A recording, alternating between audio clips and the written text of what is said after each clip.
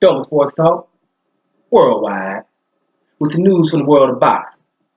So y'all know what time it is.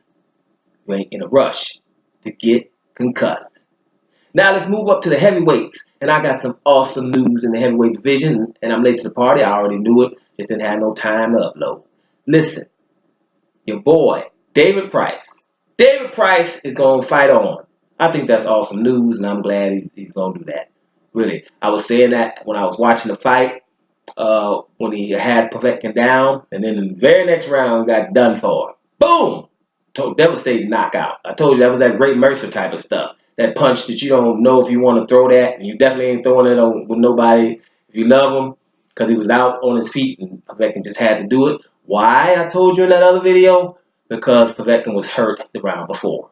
But after the fight, I was thinking to myself, Price should go ahead. He should fight on. There's a lot of positives in that fight.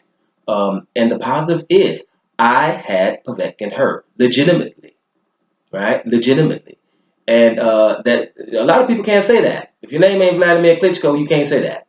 You probably was in a good fight with him, like Carlos Takam, or or something like that. But having him hurt, looking like you was about to get him, that's something that's positive. Povetkin, whether we like it or not, is a world-class boxer.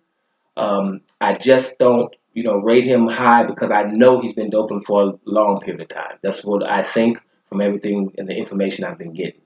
And so, I judge from that and then in experience. So I just think that, the guy's awesome, but with these doping transgressions, I'm not liking it.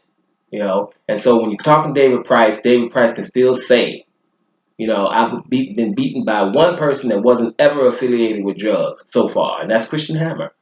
Povetkin was affiliated. Can we go with affiliated with 2 times getting caught? I think we can say affiliated. Tony Thompson, affiliated. But although Tony Thompson got 1 win over him, that means David Price does have 2. Thompson was only doped by 1 of them fights, and he was old as hell, which means that loss count against Tony Thompson and Christian Hammer. Ekon Tepper, I can't say it enough, was the dope man. No, that doesn't count at all. And this is what gets me, and I said it before. David Price has those losses on his record. And these other guys who are dope have the wins on theirs. Man, boxing, really. When you look at everything that's going on, it's that the Joshua and Wilder thing is going to be a circus. I've told you. I don't even know if I'm going to be talking about that too much because it's going to become a circus. Right? Things are obvious what's really going on, but the fans are not, fans, I don't even know if you can call them. Like I said, fans are from the word fanatic, right? So just do the math. That's going to be a circus. What happened to Canelo Alvarez with doping and Gennady Golovkin looking for basically nobody to fight? I had to turn my phone off because Tom Lawford been calling me all the time, trying to get me to come in for May the 5th, right? Just anybody, Even though there's a line of formidable opponents that are mandatories and that can give them a decent fight, they don't want those. Talking about, well, we can't pay them with the quick by May 5th. Well, first of all, that's Canelo's date. That's the Mexican holiday. What you got to do with that? You don't have to fight on May the 5th. That's just something else. So for me, that's a circus too, right? With obvious consequences, not consequences, but obvious what's going on. Obvious. So I don't even want to be talking about it. It's just ridiculous. You scroll down your comments, and it's people just, sometimes you don't even think it's people. So anyway, David Price is returning. He said he did take those positives from that fight. He's going to step it down a notch, take it down a notch to the European level. He wants to see if he can get that European belt, which I think is a good idea. Keep fighting. Now, if he gets knocked out 2 or 3 more times, then, we're going to have to get him up out of there, because then all of a sudden you got that crash test dummy rolling. You know what I'm saying? You don't want your head to get hit that many times. But I just think that if he keeps working, I saw some things in that fight. First of all, he didn't get exhausted. Normally, David Price gets exhausted to where he can't do anything. I saw him working on the defense. He had his hands up pretty well, better than other fights.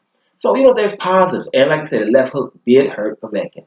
So with that, being 6'8", 6'9", and hopefully he can get even a tick fitter than he is right now, then we might have something. What's going to happen? Somebody going to underestimate David Price thinking, well, all I got to do is get to the chin, right? Like, I'm gonna tell you somebody who did that. Like David Haye did against Tony Bellew. All I got to do is get to the chin, and his whole training was built around that. And then he messed around round 6 and probably was barely winning the fight. And then he ruptured his Achilles. Somebody's going to do David Price like that. They're going to underestimate him and then mess around and be in a war. And I'm hoping for him. I am pulling for David Price because he has went against everybody that's doped, right? And if he hasn't been doped, then is that fair? So yes, welcome back, David Price, and good luck, mate. Doma Sports Talk, worldwide, and I'm up out of here.